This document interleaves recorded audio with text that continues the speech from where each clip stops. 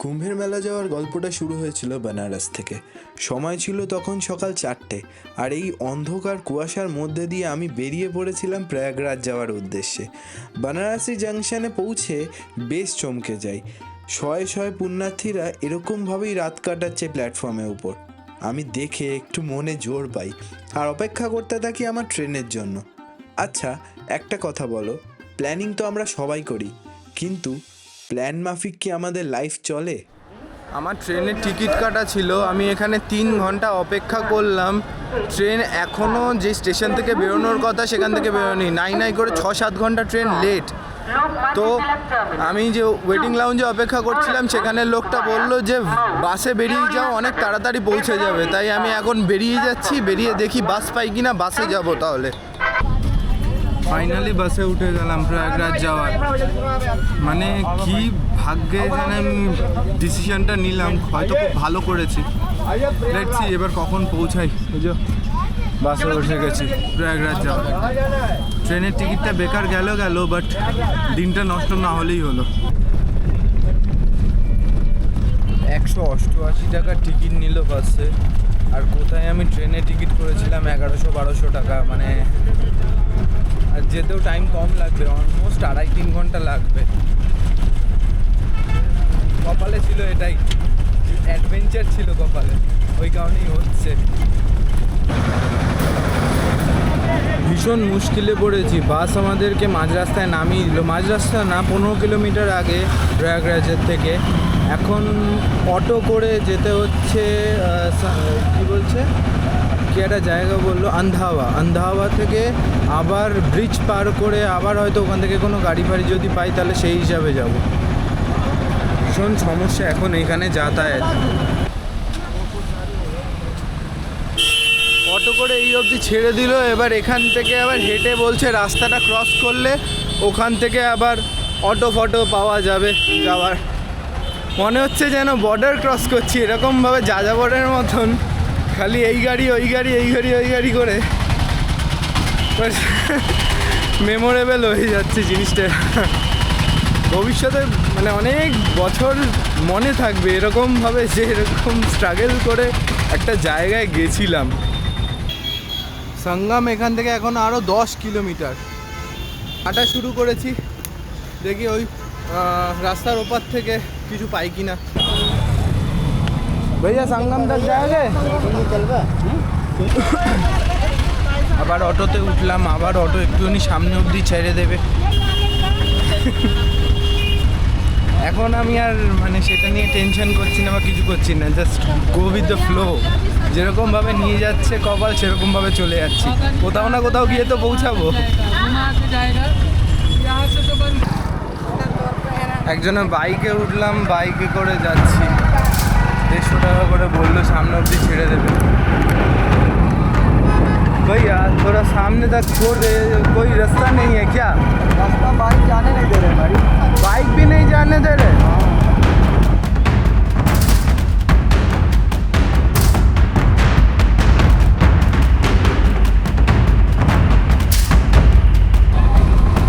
লক্ষ লক্ষ লোকে এরকমভাবেই হেঁটে হেঁটে চলে যাচ্ছে, মানে তাদের কোনো ঠিক নেই কিসে যাবে না যাবে। বাইক 15-20 কিলোমিটার হেঁটে নিচ্ছে।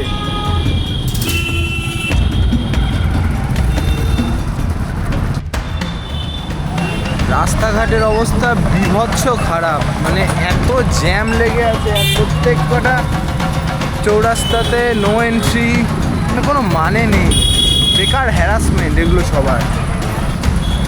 কয়েক হাজার গাড়ি খালি জ্যামে দাঁড়িয়ে আছে। যারা বাই রোড আসছে তাদের তো মাথা খারাপ হয়ে যাবে। বাইকে এই অবধি ছেড়ে দিল, এবার এখান থেকে বলছে 1-1.5 কিলোমিটার মতন হাঁটা। অরিজিনালি কতটা জানি না, দেখতে হবে, বাট হয়ে গেল। এবার পাই ভরসা, সবার মতন আমাকেও হেঁটে হেঁটেই যেতে হবে।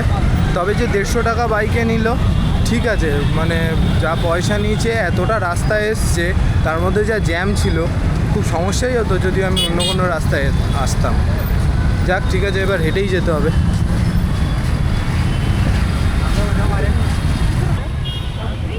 এখানে সঙ্গম লেখা, বাদিক দিয়ে বলছে এদিক দিয়ে গেলে 3 কিলোমিটার, কিন্তু ঘাট বলছে 1-1.5 কিলোমিটার মতন। 3 কিলোমিটার এখান থেকে সঙ্গম। ও এখানে লেখা আছে।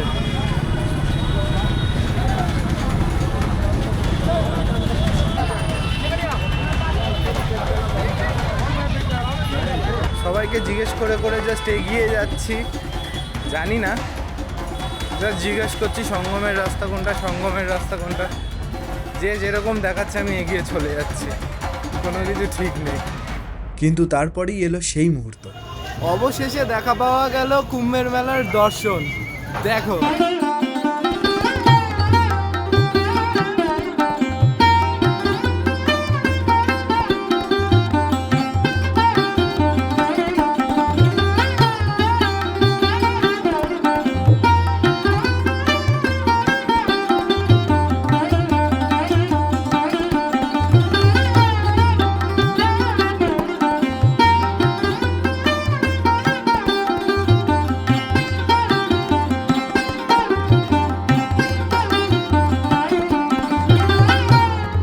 এত কিছু ঝড় ঝড় ঝপটা সব কিছু ক্রস করে এসে ফাইনালি এখন কুম্ভের মেলায় দাঁড়িয়ে আছি।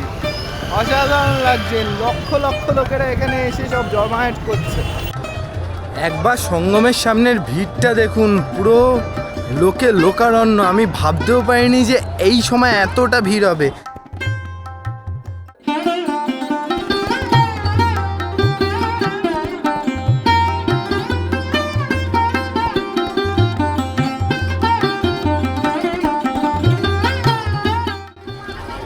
এই সেই পবিত্র গঙ্গা মহাকুম্ভের সেই গঙ্গায় দাঁড়িয়ে আছি আমি এখন। আমি বোটে উঠবো, আমি বোটে উঠে যাব সঙ্গমের সামনে, ওখানে গিয়ে স্নান করব।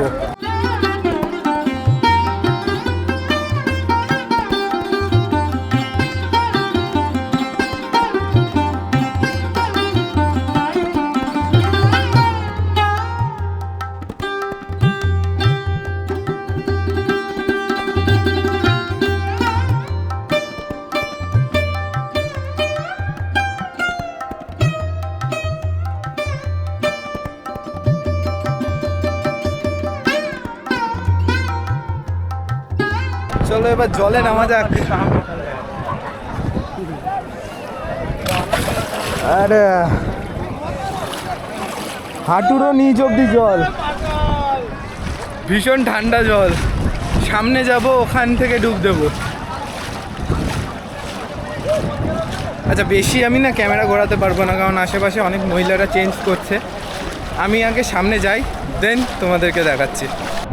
এখন আমি ত্রিবেণী সঙ্গমের একদম মাঝখানে। এই দিক দিয়ে যাচ্ছে গঙ্গা আর এদিক দিয়ে যাচ্ছে যমুনোত্রী। আমি একদম মাঝখানে দাঁড়িয়ে আছি। এখন আমি গঙ্গা স্নান করব। এই পবিত্র গঙ্গার জলে স্নান করব। 144 বছর পর এই স্পেশাল ইভেন্টটা আসে, মহাকুম্ভ, আর সেই জলে আমি আজকে স্নান করতে চলেছি। চলো একসাথে বলি হর হর মহাদেব। চলো ডুব লাগানো যাক। হর হর মহাদেব।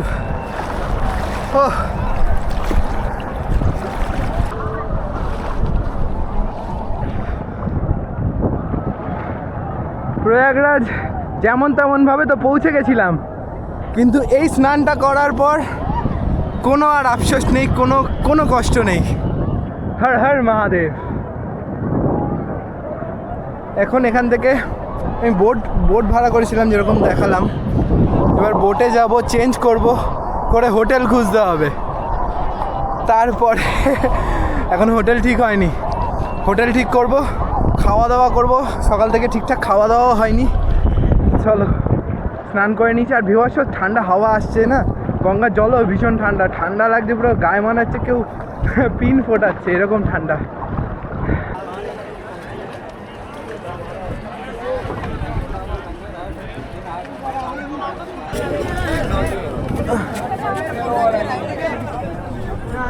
হয়ে গেল ফাইনালি বোট রাইড। ভীষণ ভালো কাটলো। মানে আমি তো অন্তত তোমাদেরকে এইটুকু সাজেস্ট করতে পারি, কিছু করো না করো, ডিরেক্ট আসো, বোট রাইড করো, স্নান করো, আর কিচ্ছু লাগবে না। খুব ভালোভাবে মানে তুমি স্নান করতে পারবে। আর এত ঝামেলা ঝাঁটি ধাক্কা ধুক্কির মধ্যে যেতে হবে না, এখন পিপা পুল ক্রস করছি। এখানে এরকম অনেক কটা পুল টেম্পোরারি বেসিসে বানানো হয়েছে। এরকম লোহার বড় বড় ফাঁকা কন্টেনার এরকম জলের উপর ভেসে আছে, দড়ি দিয়ে বাঁধা, অ্যাঙ্কার করা।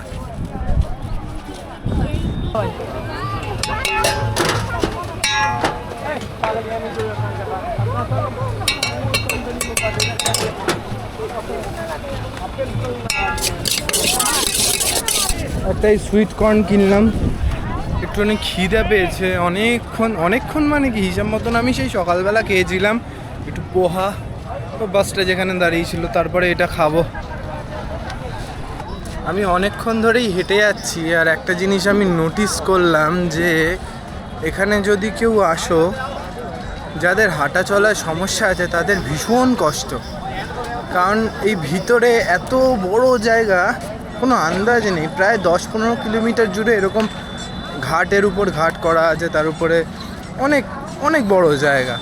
আর কনফিউজিংও বড্ড, লোককে জিজ্ঞেস করে করে যেতে হচ্ছে, কিন্তু সেরকমভাবে ভিতরে কোনো যানবাহন নেই। আছে কিছু লোক টোটো অটো নিচ্ছে, সেই বেমালুম টাকা চাইছে আর যা খুশি অ্যামাউন্ট, এরকম বাইকে করেও নিয়ে যাচ্ছে অনেকে। পাওয়াটাও একটা বড় মুশকিল, কারণ গোনাগুনতিই আছে, খুবই কম। এটাই হচ্ছে ব্যাপার। আমি তো এটাই যাচ্ছি, অনেকক্ষণ হয়ে গেছে, জানি না আর ভাল লাগছে না, কারণ কালকেও পুরো দিন মানে ঘোরাঘুরি করেছি। আরে তার মধ্যে এই ধুলো, বাপরে বাপ, আর দিচ্ছে। লাস্ট যেখানে বললাম অনেকক্ষণ হাঁটা হয়েছে, তারপরেও প্রায় 2-3 কিলোমিটার হেঁটেছি।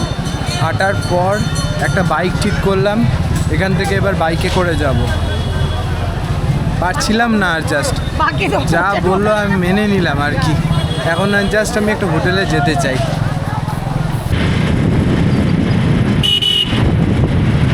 এইটা হচ্ছে প্রয়াগরাজের চৌকি স্টেশন, আর এখানে আমি নেমে গেছি। আশেপাশে কোনো একটা হোটেল দেখে আগে ঢুকবো। আগে আমি হোটেল খুঁজি, দেন কথা বলছি। ফাইনালি স্টেশনের ধারে একটা হোটেল পেয়েছি, ভীষণই নমিনাল হোটেল, বাট তাও মানে এই বলে কয়ে এই হোটেলে এই ঘরের ভাড়া 1500 টাকা। আর কি বলবো, আমার শরীরে এখন একদমই এনার্জি নেই, আমার একটু রেস্ট দরকার। কিছু অর্ডার করব, কিছু খাবো, খেয়ে দিয়ে একটু রেস্ট করব, দেন আমি ভাববো কি করার আছে না আছে। সকাল 4টে কি আমি উঠেছি তখন 3:30 থেকে শরীর চলছে, আর পারা যায়। এখন 5:30 বেজে গেছে। যাই হোক, তোমাদের সাথে আবার পরে দেখা করছি।